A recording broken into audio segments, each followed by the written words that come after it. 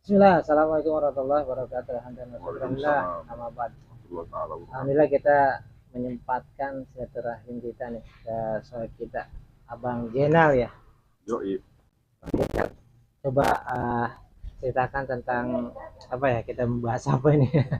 Ya makanya dari tadi juga gue nanya mau bahas apa. Oh, kita membahas tentang sesuatu yang belum sempat manusia umumnya menjelaskan atau manusia umumnya belum terlintas di pikiran mereka untuk sebenarnya apa nih, sebenarnya apa ya gitu yang terjadi. Mungkin yang tiga hal tadi, coba Bang Jenal silakan. Gimana? Tentang sesuatu yang harus kita berikan ke orang lain. Oh, Oh ya, sedekah ya sedekah. yang dimuliakan. Ya. Ya itu tadi yang tadi saya bilang Hmm. ada tiga.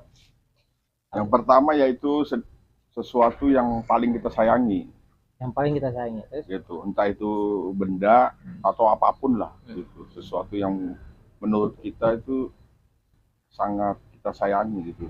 Biasa dulu tuh kita pegang, kita idam-idamkan gitu kan. Karena mendapatkannya juga susah.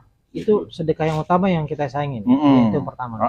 Yang kedua itu sesuatu yang Bagus atau baik? yang terbaik. Yang terbaik, ya.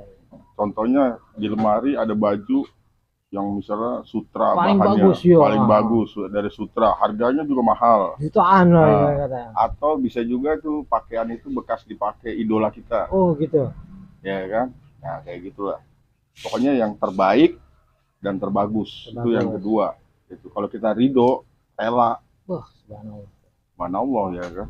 Apa ganjarannya itu subhanallah. Nah, yang ketiga tuh yang terakhir itu sesuatu yang mahal. Kalau bahasa saya tuh mahal. Gitu. Contohnya seperti apa? Karena mahalnya itu momen dan sikonnya itu yang mahal. Oke. Di saat kita lapar, kita sudah tidak ada makanan, sudah tidak ada uang, yang ada hanya piring nasi, sepotong roti Sepotong misalnya, roti, ya. sepotong roti, ya kan. Ketika kita mau makan, ada saudara kita yang jauh lebih lapar, membutuhkan, ya. Mungkin berhari-hari belum makan. Jauh lebih membutuhkannya. Lalu kita dengan rela, dengan ridhonya, ya kan, Bismillah, kita berikan ke saudara kita. Dan sambil dengan senyuman melihat saudara kita itu, ya kan, memakannya. Nah itu subhanallah ganjarannya. Dan Allah sangat menyukai hambanya yang seperti itu. Dari tiga hal itu.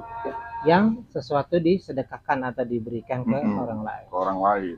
Karena mementingkan laparnya saudara yang lain ketimbang laparnya dia. Itu menurut Bang Jenal ada tiga. Kalau menurut saya ada empat. Saya tambahkan lagi ya pemirsa. Ada empat. Yang sesuatu yang kita berikan ke orang lain itu bukan hanya benda atau sesuatu ya, tetapi tenaga. Bayangkan sahabat, kalau kita mempunyai tenaga kuat dan kita berbagi atau membantu orang lain tanpa imbalan, orang lain memberikan untuk imbalan kita menolak, itulah sedekah yang paling mulia. Betul tidak? Contohnya ada tetangga kita yang rumahnya mau ambruk, terus kita bantu dengan tenaga kita, kita bangun, kita tanpa mengharapkan imbalan apapun, itulah yang paling mulia. Apalagi bangun masjid ya kan, atau yang rumah ibadah lain. Dan yang kayak gitu-gitu tuh di era milenium tuh udah langka. Udah langka ya. Udah langka. 1.001 orang, bahkan lebih dari 1.000. Perbandingannya bisa 1:1.000.000 atau 1:1 miliar. Kalau di zaman sekarang perbandingannya. Iya. Sulit ya mengikuti jejak Rasul. Hanya Rasulullah tuh yang seperti itu.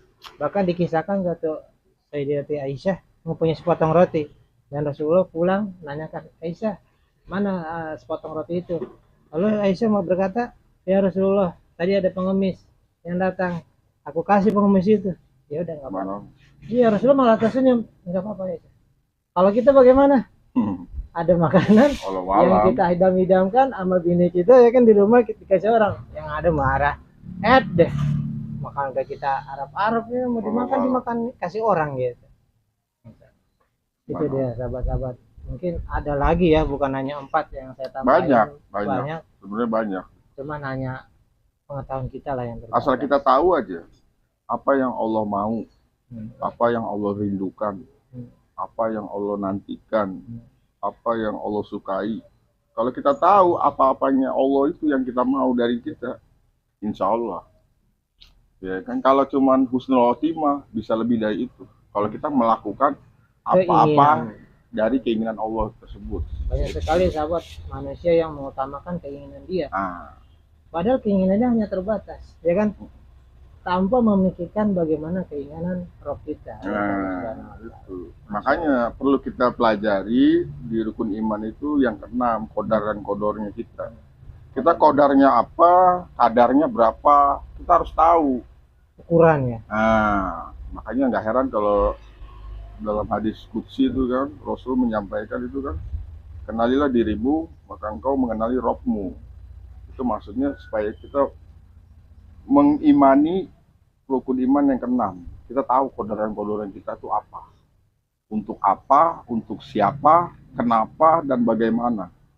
Rumit juga itu kalau dipikirin ya. Itu kajiannya panjang lebar, detail soalnya itu. Kayaknya mahal juga nih. Kita harus ini lagi ya. Ibaratnya mengkaji ya, secara mungkin, inklusif. Mungkin lain waktu lah. Lain waktu. Insya Allah. Oke sahabat JK, hanya itu mudah-mudahan bermanfaat ya. Insya Allah. Utamakan keutamaan yang diinginkan Allah ya, jangan menginginkan apa yang kita inginkan. Kenapa? Karena keinginan kita di dunia yang terbatas. Gitu. Dan keinginan kita tuh ada unsur campur tangan manusia si hitam. Lain. Nah, ada hitam juga iblis si juga. Hitam manis, si iblisnya juga. Ada hitam pahit ya? Mungkin ada kopi tapi nggak digulain. Maksudnya ya itu wujudnya hitam, iya. Tapi hasutannya manis. Betul. Gitu. Maksudnya hitam iblis manis. Iblis kan artinya balasa, yubalis, pakaian. Jadi pakaian ini kan menutupi sesuatu yang buruk di badan kita, betul? Iya, untuk menutupi. Jadi dia iblis itu tugasnya menutupi yang jelek-jelek ya kan, menampilkan yang buruk. Tapi hasutannya itu untuk menelanjangi Bani Adam. Iya. Hasutannya agar Bani Adam tuh bisa serendah-rendahnya, seburuk-buruknya, sehina-hinanya dari hewan. Itu nauzubillah min dzalik gitu. Itu visi dan misinya mereka itu. Jadi kalau kita udah kenal diri kita tahu nih siapa musuh kita. Kalau kita udah tahu musuh kita, ya kan, seperti yang Rasul ucap, ya kan, kenalilah musuh-musuhmu jauh melebihi dirimu. Kenalilah musuh-musuhmu jauh mengenali dirimu sendiri. Nah, itu tahap keduanya. Itu harus kita kaji lagi. Om Nopal, aduh senyum-senyum aja di sana. Kenapa Rasul? Balik layar. Kenapa Rasul berpesan begitu? Agar kita tahu musuh kita siapa, lawan kita siapa, kelemahannya apa, triknya apa, ya kan? Jadi bukan hanya kenal doang, oh iblis setan loh udah musuh gua. Bukan gitu juga. Tapi tahu senjatanya ya, senjatanya. Itu mah anak kecil juga tahu. Gitu. Berarti harus tahu senjatanya apa. Harus tahu trik-triknya. Kalau kita tahu triknya, kita bisa ya kan mematahkan dan mengalahkan gitu. Sehingga kita nggak terjerat oleh tipu dayanya. Itu insya Allah. Terima kasih Bang Gina, mudah-mudahan ada lain waktu kita secara inklusif lagi. Insya Allah. Ya, utamakan ya tadi intinya tentang utamaan dan kemuliaan dalam derajat dalam bersedekah. Ya, tadi ada tiga. Sesuatu yang berharga untuk kita, bernilai sesuatu yang lebih baik dan lebih bagus, sesuatu yang kita sayangi. Dan juga kita kalau megang handphone yang lebih canggih ya kan, handphone iPhone atau apa gitu, kita sayang, terus ada teman kita minta, bagi dong handphonenya buat saya, kira-kira berat ya? Pasti berat. Pasti berat ya kan harganya. Pasti berat. Masya Allah, itulah ujiannya. Makanya di Rasul tuh mengibaratkan tuh sepotong roti aja. Sepotong roti, nggak usah mahal-mahal. Di sepotong roti. Ya. Ada kisah yang menarik tentang Umar bin Khattab. Ya, Umar bin Khattab itu telat sholat berjamaah gara-gara ngurusin kebun kurmanya. Lalu setelah sholat disedekahkan itu kebun kurmanya. Ke sahabatnya, sahabat sini. Kenapa ya Umar? Ini kebun buat ente. Lah kok masih cuma-cuma? Iya. Ini gara-gara kebun aneh telat sholat. Masya Allah. Kita bisa nggak kayak gitu? Kita telat sholat gara-gara motor kita kasihin orang. Karena dia berat ya. Karena dia merasa kebunnya itu jadi belenggu. Kan belenggu dunia itu banyak. Anak istri aja bisa jadi belenggu. Seperti ucapan ya? Seperti ucapan Rasul, kata Rasul tuh dalam hadisnya tuh, kelak nanti anak dan istrimu akan menjadi musuh-musuhmu. Gitu. Dan di yaumil qiyamah, di akhir zaman, ya kan, maka ikatlah anak-anak dan istrimu di dalam rumahmu. Saat kedatangannya Dajjal. Nah, Ada itu, ada. karena sungguh fitnah Dajjal itu Sangatlah nyata, dahsyat. sangatlah dahsyat. Sekarang Dajjal belum nongol, mereka udah mulai.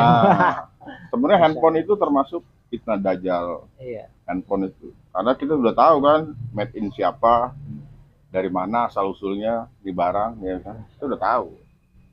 Oke, itu aja Sobat Dika, mudah-mudahan perbincangan kita ada manfaatnya di dunia dan di akhirat. Terima kasih Aminah, dan terima kasih kru-kru. Sama-sama. Assalamualaikum warahmatullahi wabarakatuh. Waalaikumsalam warahmatullahi wabarakatuh.